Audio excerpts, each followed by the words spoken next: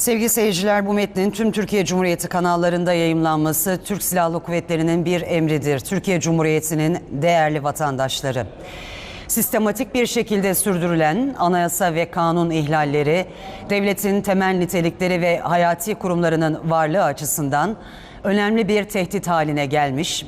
Türk Silahlı Kuvvetleri de dahil olmak üzere devletin tüm kurumları ideolojik sayıklarla dizayn edilmeye başlanmış ve dolayısıyla görevlerini yapamaz hale getirilmiştir.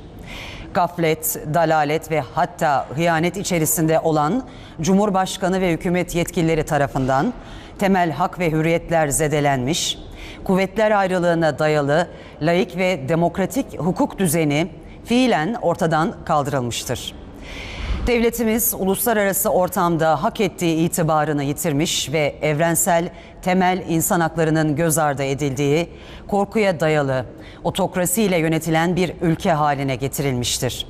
Siyasi idarenin aldığı hatalı kararlarla mücadeleden geri durduğu terör tırmanarak birçok masum vatandaşımızın ve teröristle mücadele eden güvenlik görevlilerimizin hayatına mal olmuştur. Bürokrasi içerisindeki yolsuzluk ve hırsızlık ciddi boyutlara ulaşmış, ülke sathında bununla mücadele edecek hukuk sistemi işlemez hale getirilmiştir. Bu ahval ve şerait altında Yüce Atatürk'ün önderliğinde milletimizin olağanüstü fedakarlıklarla kurduğu ve bugünlere getirdiği Cumhuriyetimizin koruyucusu olan Türk Silahlı Kuvvetleri, yurtta sulh, cihanda sulh ilkesinden hareketle vatanın bölünmez bütünlüğünü, milletin ve devletin bekasını devam ettirmek, Cumhuriyetimizin kazanımlarının karşı karşıya kaldığı tehlikeleri bertaraf etmek, hukuk devleti önündeki fiili engelleri ortadan kaldırmak, milli güvenlik tehdidi haline gelmiş olan yolsuzluğu engellemek, terörizm ve terörün her türlüsüyle etkin mücadele yolunu açmak, temel evrensel insan haklarını mezhep ve etnisite ayrımı gözetmeksizin tüm vatandaşlarımız için geçerli kılmak, laik, demokratik, sosyal ve hukuk devleti ilkesi üzerine oturan anayasal düzeni yeniden tesis etmek, devletimizin ve milletimizin kaybedilen uluslararası itibarını yeniden kazanmak, uluslararası ortamda barış, istikrar ve huzurun temini için daha güçlü bir ilişki ve işbirliğini tesis etmek maksadıyla yönetime el koymuştur. Devletin yönetimi teşkil edilen Yurtta Sulh Konseyi tarafından deruhte edilecektir. Yurtta Sulh Konseyi, Birleşmiş Milletler, NATO ve diğer tüm uluslararası kuruluşlarla oluşturulmuş yükümlülükleri yerine getirecek her türlü tedbiri almıştır. Meşruiyetini kaybetmiş siyasi iktidara görevden el çektirilmiştir. Vatana ihanet içerisinde bulunan tüm kişi ve kuruluşların en kısa zamanda ulusumuz adına hakkaniyet ve adaletle karar vermeye yetkili mahkemeler önünde hesap vermesi temin edilecektir. Tüm yurtta sıkı yönetim ilan edilmiştir. İkinci bir duyuruya kadar sokağa çıkma yasağı uygulanacaktır. Vatandaşlarımızın kendi güvenlikleri için bu yasağa hassasiyetle uymaları önem arz etmektedir.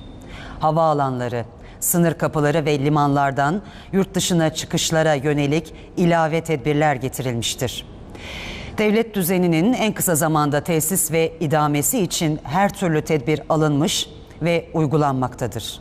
Hiçbir vatandaşımızın zarar görmesine müsaade edilmeyecek. Kamu düzeninin bozulmasına fırsat verilmeyecektir. Hiçbir ayrım yapılmaksızın tüm vatandaşlarımızın ifade özgürlüğü, mülkiyet hakkı, evrensel temel hak ve hürriyeti Yurtta Sulh Konseyi'nin teminatı altındadır. Yurtta Sulh Konseyi üniter devlet yapısı içinde dil, din, etnik köken ayrımı yapılmaksızın toplumun tüm kesimlerini kapsayacak bir anayasa hazırlanmasını en kısa zamanda sağlayacaktır.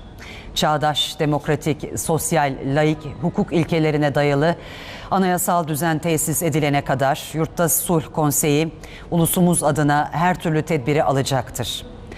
Tüm vatandaşlarımıza saygıyla duyurulur. Yurtta Sulh Konseyi. Bir kez daha tekrar ediyoruz. Bu metnin tüm Türkiye Cumhuriyeti kanallarında yayımlanması Türk Silahlı Kuvvetleri'nin emridir. Türkiye Cumhuriyeti'nin değerli vatandaşları, sistematik bir şekilde sürdürülen anayasa ve kanun ihlalleri, devletin temel nitelikleri ve hayati kurumlarının varlığı açısından önemli bir tehdit haline gelmiş. Türk Silahlı Kuvvetleri de dahil olmak üzere devletin tüm kurumları ideolojik sayıklarla dizayn edilmeye başlanmış ve dolayısıyla görevlerini yapamaz hale getirilmiştir. Gaflet, dalalet ve hatta hıyanet içerisinde olan Cumhurbaşkanı ve hükümet yetkilileri tarafından temel hak ve hürriyetler zedelenmiş, kuvvetler ayrılığına dayalı laik ve demokratik hukuk düzeni fiilen ortadan kaldırılmıştır. Devletimiz uluslararası ortamda hak ettiği itibarını yitirmiş ve evrensel temel insan haklarının göz ardı edildiği, korkuya dayalı otokrasiyle yönetilen bir ülke haline getirilmiştir. Siyasi idarenin aldığı hatalı kararlarla mücadeleden geri durduğu terör tırmanarak birçok masum vatandaşımızın ve teröristle mücadele